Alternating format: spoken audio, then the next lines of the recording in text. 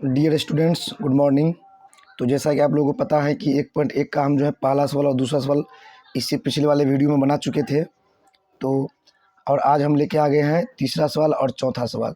तो चलिए हम लोग बढ़ते हैं तीसरे सवाल की ओर और सबसे पहले हम तीसरे सवाल को पढ़ लेते हैं। तो देखिए क्या लिखा है, 3/5 और 4/5 के बीच 5 परिमेय संख्याएँ ज्ञात कीजिए। तो चलिए हम यही सवाल भी बना कर दिखाते हैं आप लोगों को किस तरह से बनेगा। तो चलिए, तो क्या लिखा था, 3/5 और 4/5 के बीच। तो चलिए लिखा है, क्या लिखा है, हमें किसके किसके बीच में ज्ञात करना है। तो 3/5 और 4/5, 3/5 और 4/5 के बीच, मतलब इन दोनों के बीच में हमें क्या करना है, 5 गो परिमेय संख्या ज्ञात करना है।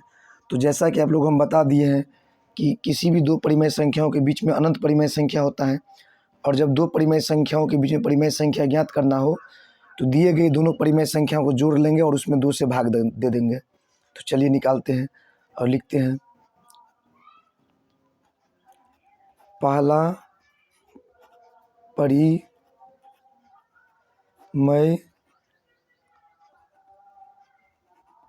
संख्या बराबर, तो पहला परिमेय संख्या क्या हो जाएगा, 3/5 प्लस 4/5, इन दोनों को जोड़ लिए और 2 से इसमें क्या करेंगे, भाग दे देंगे। तो चलिए, तो 5 और 5 का लघुत्तम जब करेंगे तो क्या होगा, 5 5 एकन 5 तो 3 एकन 3 प्लस 5 एकन 5 तो 4 एकन 4 और 2 ऐसे ही छोड़ देंगे। अब देखिए 3 और 4, मतलब 3 और 4 को जब जोड़ेंगे तो क्या हो जाएगा, 7। अब बट्टा में कितना, इस 2 को 5 में गुना कर देंगे तो 2 पंचे 10। इस तरह से हमारा हो गया पहला परिमेय संख्या। अब हम दूसरा निकालेंगे और लिखेंगे, दूसरा परिमेय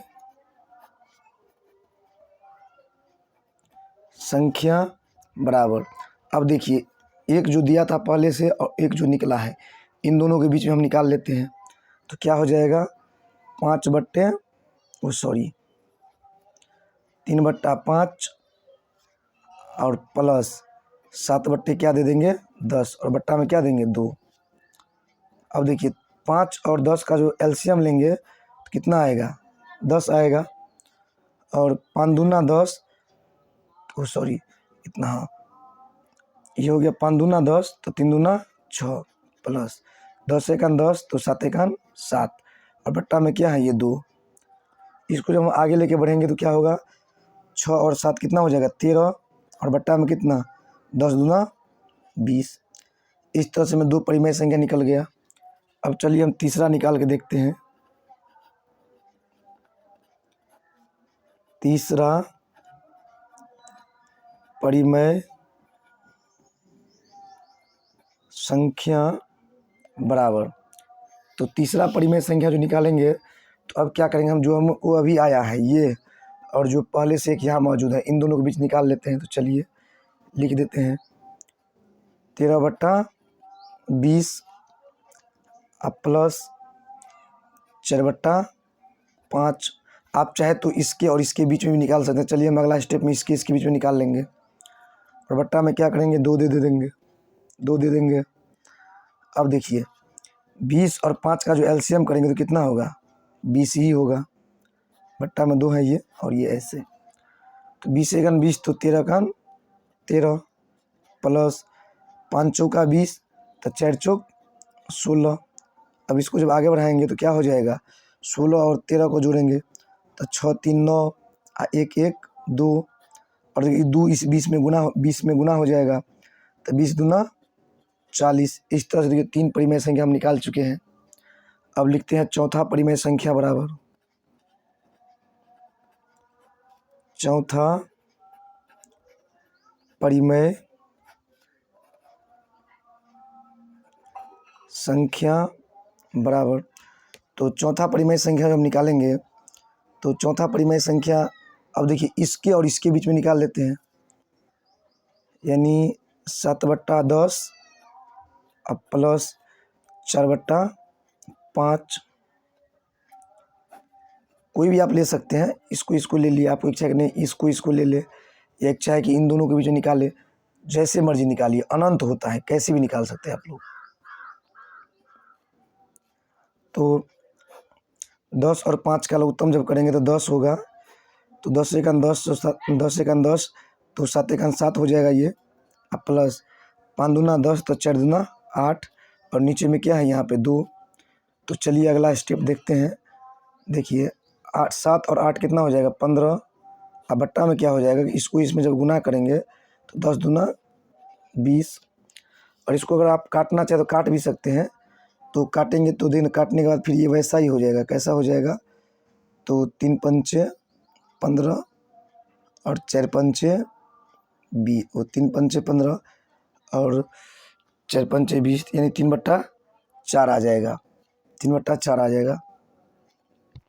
इस तरह से काट भी सकते हैं, और नहीं भी काटना है तो मत काटिए, रहने दीजिए, कोई क्या जाता है हमारा।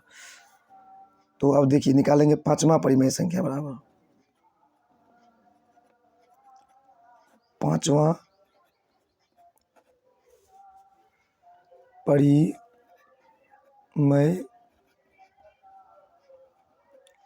संख्या बराबर, तो 5वां परिमेय संख्या निकालना है तो कोई भी ले लीजिए दूगो।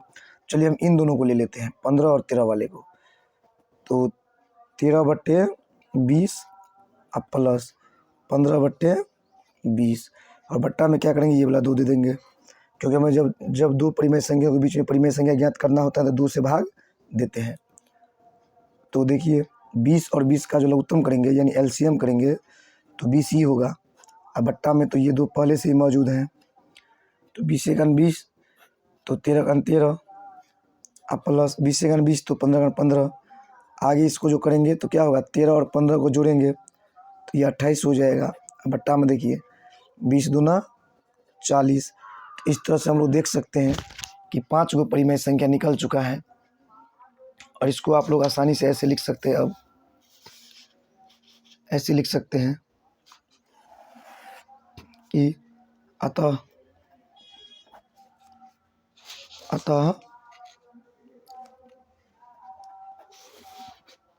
3/5 और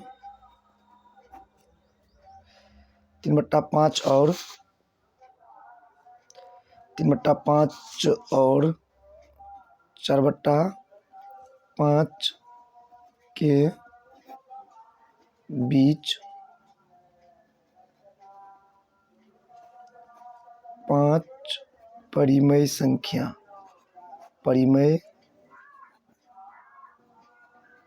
संख्या जो निकला है अभी लिख देंगे हम। एगो निकला है 7/10, दूसरा आया था 13/20, तीसरा आया था 29/40, चौथा आया था 15/20 और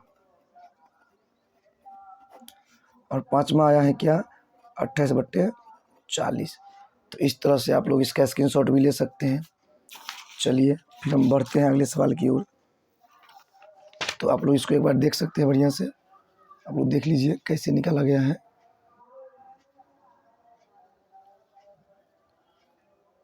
चलिए इस तरह से अब हम बढ़ते हैं अगले सवाल की ओर और देखते हैं कि अगला सवाल क्या है। तो देखिए अगला सवाल हमारा है चौथा, कि नीचे दिए गए कथन सत्य हैं या असत्य, कारण के साथ उत्तर दीजिए। तो देखिए इसको आप लोगों को हम बताते हैं। देखिए लिखा है कि प्रत्येक प्राकृत संख्या एक पूर्ण संख्या होती है। तो देखिए प्रत्येक प्राकृत संख्या एक पूर्ण संख्या होती है, तो ये सत्य होगा। सत्य क्यों होगा, क्योंकि प्राकृत संख्या में क्या होता है, प्राकृत संख्या में आता है 1 से शुरू होता है और पूर्ण संख्या में 0 से। तो एक तो पूर्ण संख्या में भी है, इसीलिए प्रत्येक प्राकृत संख्या जो है ना वह पूर्ण संख्या भी है, तो इसमें हम लोग देंगे सत्य। दूसरा है प्रत्येक पूर्णांक एक पूर्ण संख्या होती है। तो देखिए प्रत्येक पूर्णांक एक पूर्ण संख्या होती है, नहीं होगा। क्यों नहीं होगा, क्योंकि पूर्ण संख्या में क्या होता है 0 1 2 3 4 5 6 डॉट डॉट करके अनंत तक जाता है। लेकिन पूर्णांक में क्या होता है कि पूर्णांक में माइनस वाला भी होता है, माइनस में 5, माइनस में 4, माइनस में 3, मतलब माइनस में भी उल्टा जाता है। तो इसीलिए प्रत्येक पूर्णांक एक पूर्ण संख्या नहीं हो सकता। पूर्ण संख्या प्रत्येक पूर्णांक जो है पूर्ण संख्या नहीं हो सकता, इसीलिए इसको हम क्या बोलेंगे, असत्य बोलेंगे। ठीक है, चलिए अब लिखा है कि प्रत्येक परिमेय संख्या एक पूर्ण संख्या होती है, तो ये भी असत्य होगा। क्यों होगा असत्य? क्योंकि परिमेय संख्या जो है, ये पूर्ण संख्या को हम परिमेय कर सकते हैं, लेकिन परिमेय को पूर्ण नहीं कर सकते, क्योंकि परिमेय जो है वो बट्टा वाला होता है। ठीक है, कैसे? तो आप लोग देखिए, एग्जाम्पल के लिए आप लोग देख सकते हैं कि मान लीजिए मतलब 5 क्या है, 5 पूर्णांक है, तो 5 को परिमेय बोल सकते हैं, लेकिन 3/7 क्या है, परिमेय संख्या है, और इस परिमेय संख्या को हम पूर्णांक नहीं बोल सकते हैं। तो इसीलिए प्रत्येक परिमेय संख्या एक पूर्ण संख्या होती है, तो प्रत्येक परिमेय संख्या एक पूर्ण संख्या नहीं होती है, इसीलिए यह क्या होगा, असत्य होगा। तो चलिए, थैंक यू फॉर वॉचिंग। अब मिलते हैं अगला चैप्टर में अगले सवाल के साथ।